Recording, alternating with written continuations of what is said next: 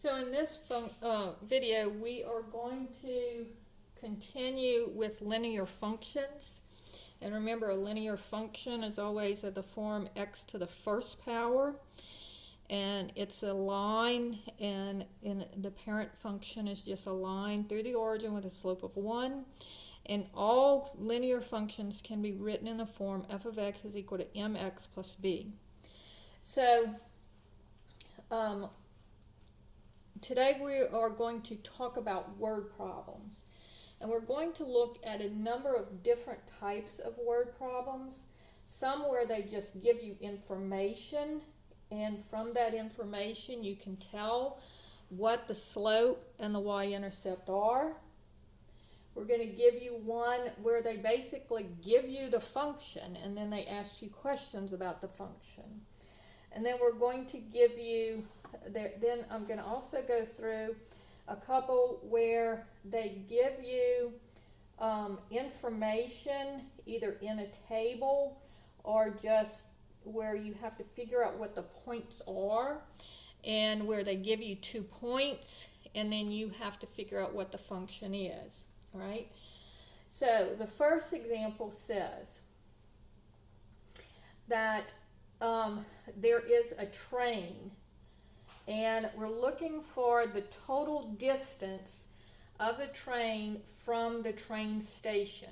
All right?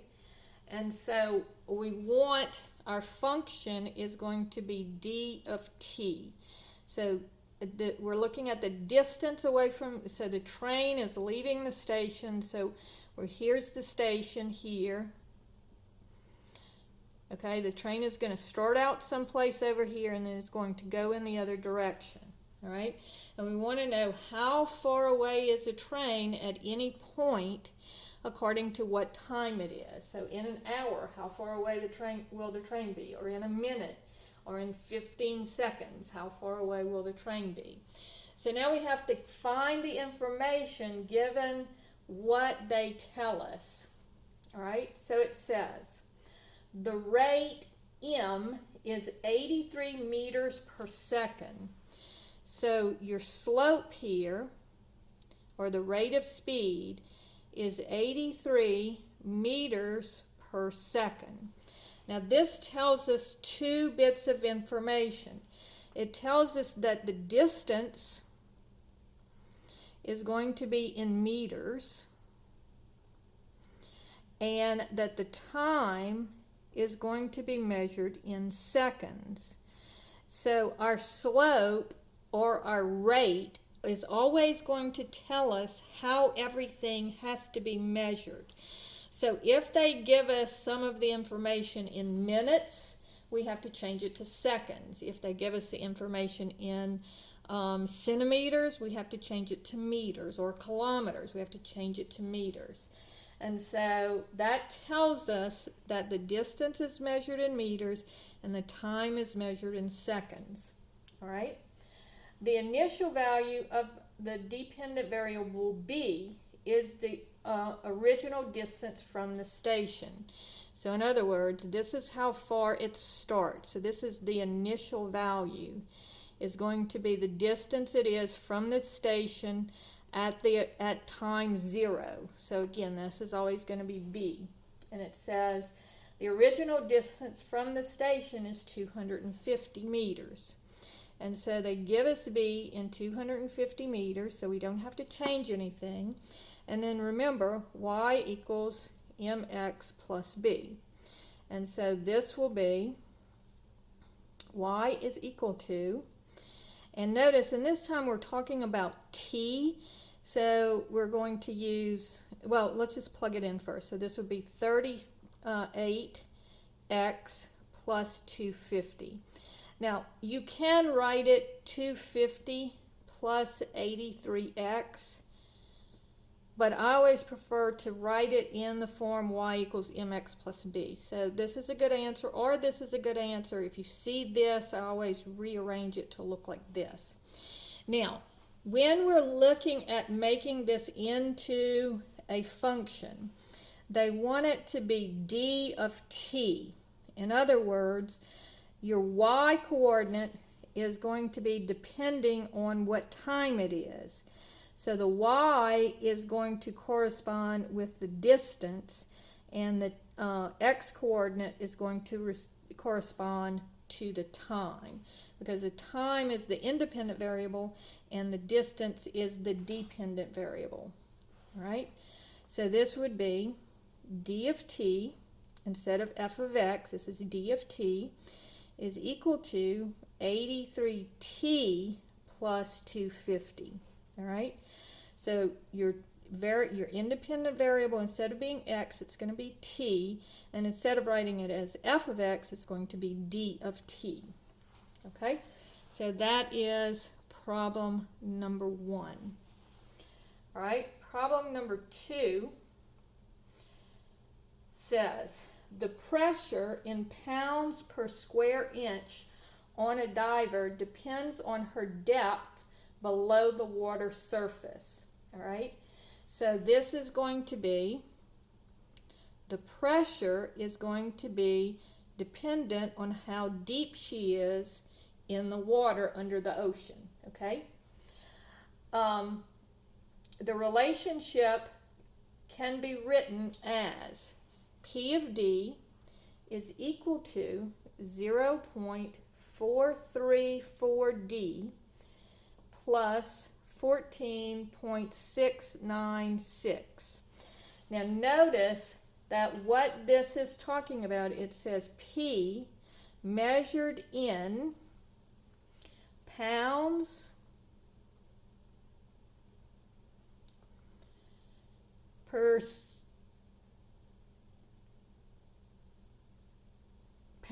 square inch. Okay, so that's the measurement for P. Now that is not your slope here. That's just how they measure pressure on something. So how much pressure is on you. So if you've ever been like underwater, and you know how when you go underwater it makes your ears feel weird, and that's because the weight of the water is putting more pressure on you. And the way that they measure pressure is pounds per square inch. Okay? So what this is saying is that as she goes deeper, she's adding this amount of pressure to the original pressure. Now this is just regular atmospheric pressure when you're above the water. So this is at a depth of 0. You would be 14.696 square inch pounds per square inch. That's how much pressure is on us normally. But then as you start to go deeper and deeper, then this is going to give you how far down. And it says that D is measured in feet. So if you go 10 feet down, then you would multiply this times 10 to find out what the pressure is at 10 feet. If you go 50 feet down, then you would multiply it, the D would be 50 feet. And so kind of restating this using words, it's saying that the pressure is a function of the depth, and that for every foot that you go down, because this will be over 1, so you increase the pressure by 4.434 pounds per square inch per foot for every foot you go down, plus the regular atmospheric pressure, which is 14.696 pounds per square inch, right? So if they then said, what would be the depth if the depth is 50 feet, what would be the pressure? So I'm just going to put 50 in for D, 0.434 times 50 plus 14.696.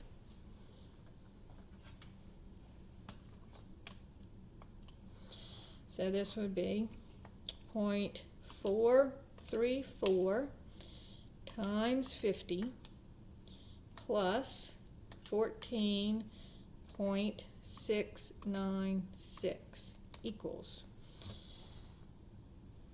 36.396. All right, and that would be in pounds per square inch. Okay, now notice on this, you really don't need to know what it's telling you, because here they're just giving you the formula, and then they're saying let D equal 50. So all you have to do is plug 50 in for D.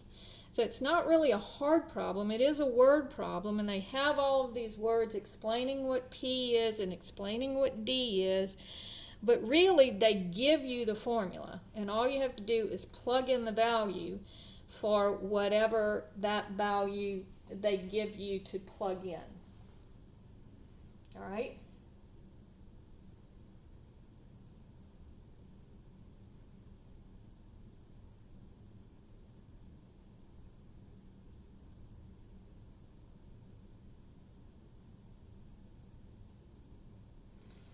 Problem number 3 says, the population of a city increased from 23,400 to 27,800 between 2008 and 2012. So in other words, notice what they're doing here is they're giving you that in 2008 the population is 23,400, and then in 2012 the population is 27,800.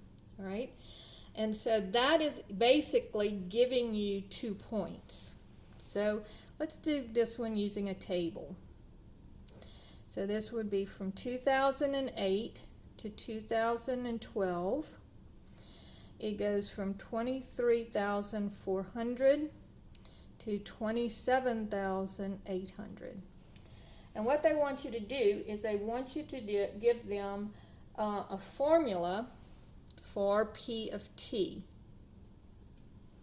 which is the population in terms of time, okay? So again, we need to use y equals mx plus b, or we can use y minus y1 equals m times x minus x1. So this one I'll go ahead and use y equals mx plus b.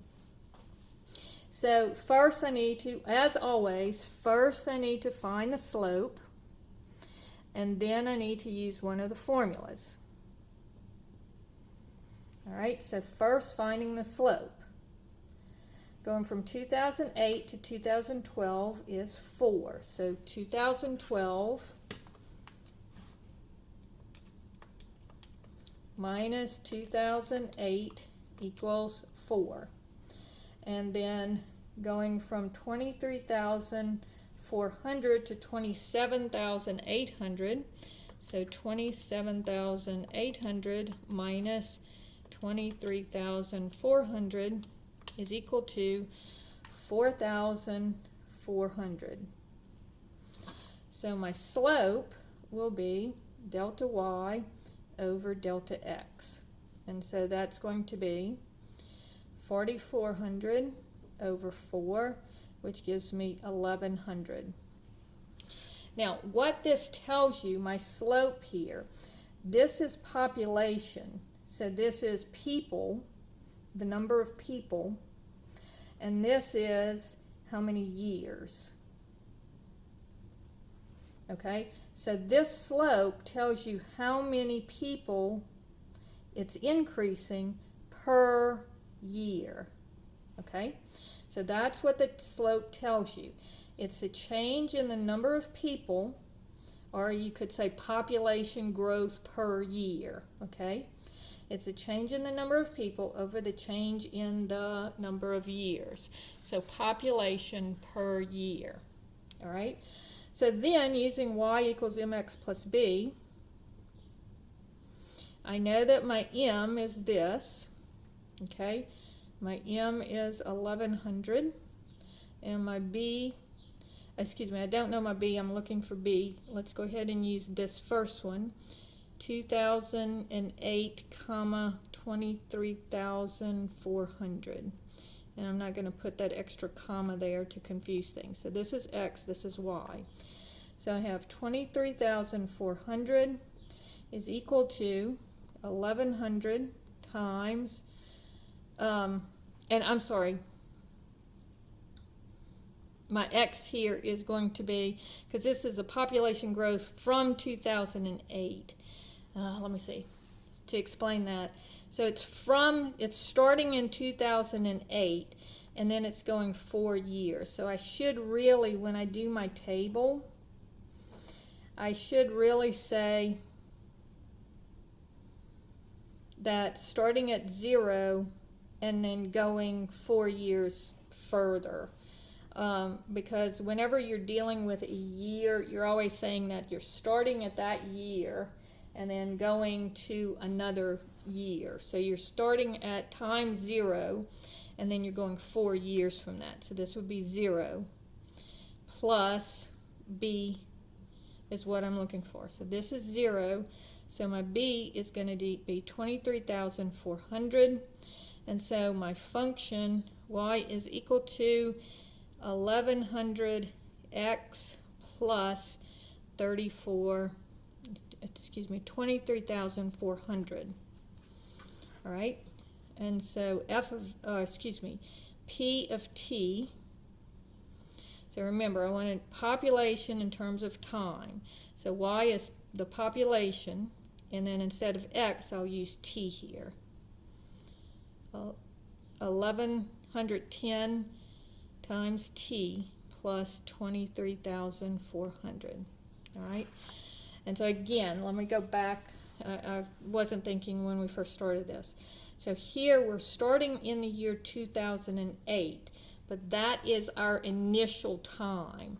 So just like when we talked about our train up here, we said, you know, it may have been 3 o'clock when the train started, but that doesn't matter what time it was. We want to know from that time how far away is the train. All right, so our initial value is always going to be at 0. So our initial value here, it started out at 2008 and it went to 2012. And so our initial value is 0 and our final value is 4. Okay. Now, they could also say, what will, if the population continues to grow at the same rate, how many people will there be in 2020? Well, let's see. So from 2020 to 2008, how many years is that?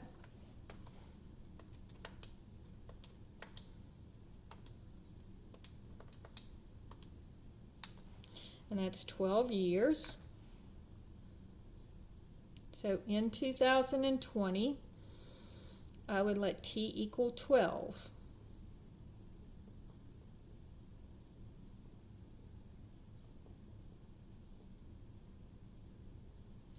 So 12 times 1110 plus 23,400 is equal to 36,720 people. So that would be the population in the year 2020 if it continues to have consistent growth. Okay. Let's do one more of these. Problem number 4, and then we'll do one that actually has a table in it. It says,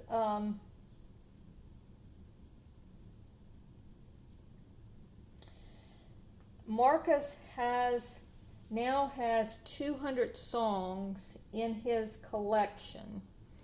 So he has 200 songs is what he's starting with. And every month he adds another 15 songs.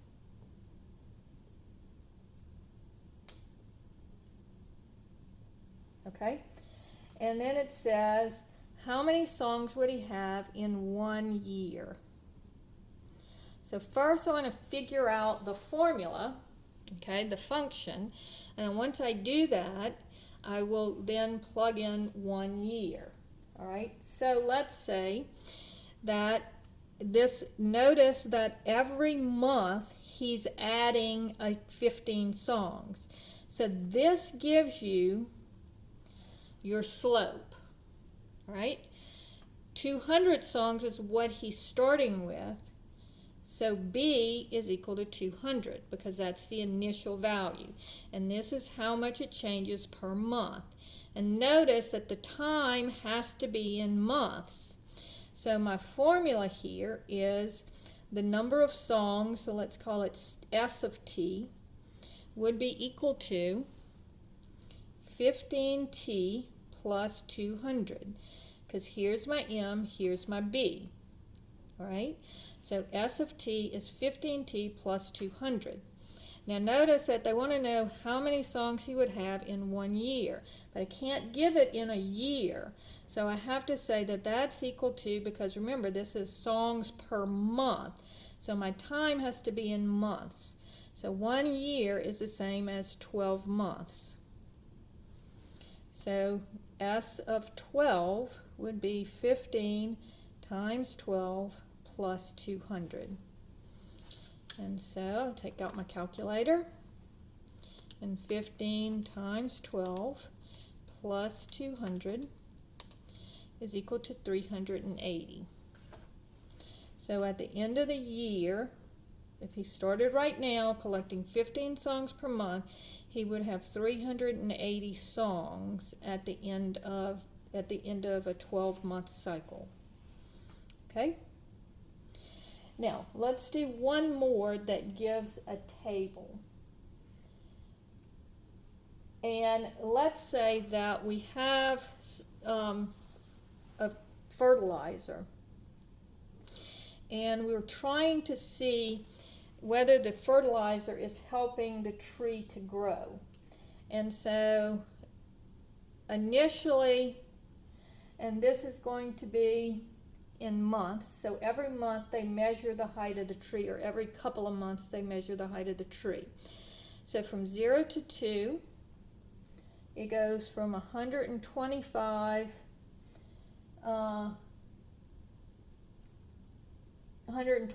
inches to 135 inches. Then in month 4 they measure it, and it is 145 inches. And then in month 8, notice there's a jump here. In month 8 it's, excuse me, this is, I missed my decimal points. 12.5 feet, 13.5 feet, 14.5 feet, and 16.5 feet. And then at 12, at the end of the year, it's at 18.5 feet. All right? So now let's look at this to see, first of all, if it's a linear equation. So this would be from 0 to 2 is 2, from 0 to 4 is 2, but then from 4 to 8, that's a jump of 4. And from 8 to 12 is also a jump of 4. All right? So 0